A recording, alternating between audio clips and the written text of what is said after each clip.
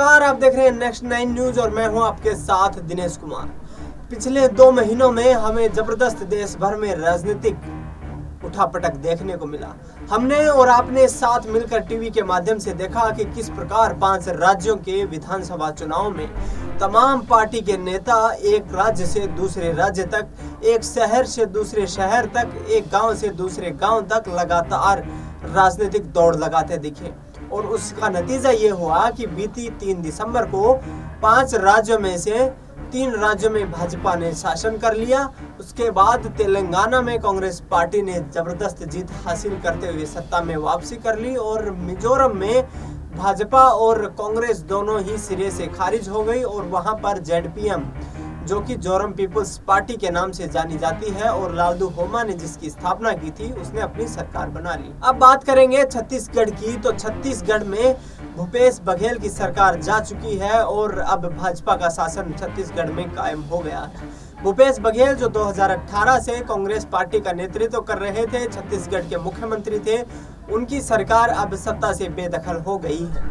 आपको बता दें, छत्तीसगढ़ में अब सीएम चेहरे की कशमकश के बीच केंद्रीय आदिवासी जनजातीय मंत्रालयों की मंत्री, जो कि खुद सरगुजा संभाग से चुनाव लड़ रही थी, विधानसभा का चुनाव, उनमें रेणुका सिंह को अब सीएम बनाने पर अंतिम मोहर लगना बाकी है। जी हां, आपको बता दें, तमाम राजनीतिक उठापटक के बीच अब सरगुजा संभाग से विधानसभा का चुनाव लड़ रही और एक बड़ी जीत दर्ज कर चुकी केंद्रीय मंत्री रेणुका सिंह को छत्तीसगढ़ का मुख्यमंत्री बनाया जा रहा है। आपको बता दें, रेणुका सिंह आदिवासी परिवार से आती है। उनकी शिक्षा की बात करें तो वह 12वीं कक्षा तक पढ़ी लिखी है। इसके बाद 2003 के विधानसभा चुनाव में छत्तीसगढ़ में सरगुजा संभाग से ही वह चुनाव लड़ते हुए विधायक बनी थी। उसके बाद 2008 में फिर से वह विधायक बनी।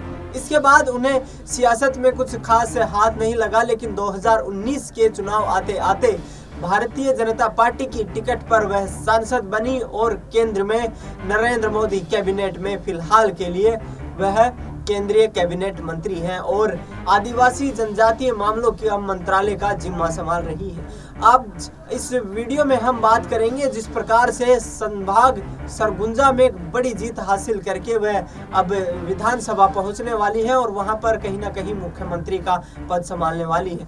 तो कितनी है रेणुका सिंह की संपत्ति? क्या आदिवासी समुदाय का नेतृत्व करने वाली एक और महिला अब एक और बड़े पद पर बैठने जा रही है? इसी पर चर्चा करने वाले हैं। तो रेणुका सिंह के बारे में आपको बता दें, 70,80,000 रुपए की उनके पास कुल चल संपत्ति है। इसके अलावा 2,20,00,000 रुपए उनके पास अचल संपत्ति है। इसके अलावा 32,50,000 की देनदारियां जो है रेणुका सिंह के ऊपर है।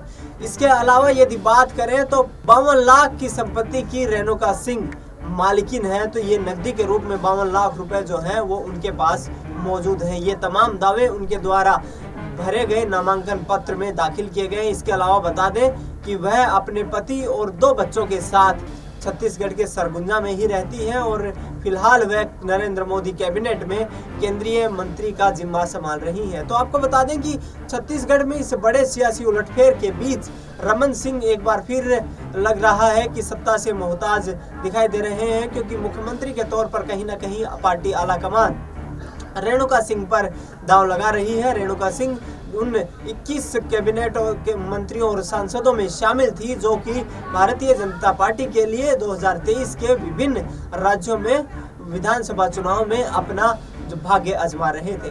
बहरहाल के लिए इस खबर में फिलहाल इतना ही। देश दुनिया की तमाम बड़ी खबरों के लिए आप देखते रहिए नेक्स्ट 9 न्यूज।